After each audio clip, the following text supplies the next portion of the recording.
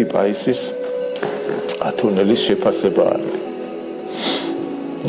ადამიანის კატეგორიებთან დაკავშირებით ბუზი და ფუტკარია.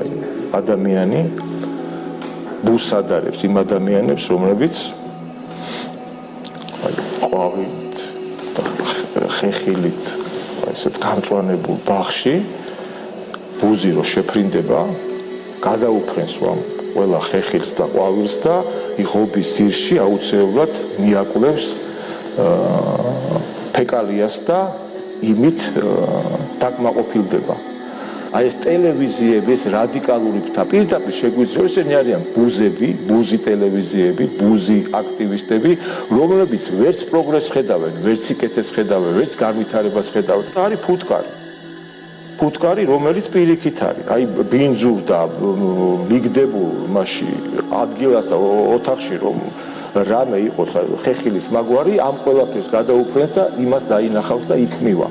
და ჩვენ დასაბედნიეროთ და თქვენ დასაბედნიეროთ, ამით ვართ გამარჯვებული, რომ ფუტკარი უფრო მეტია ჩვენს საზოგადოებაში, ვიდრე ბუზი.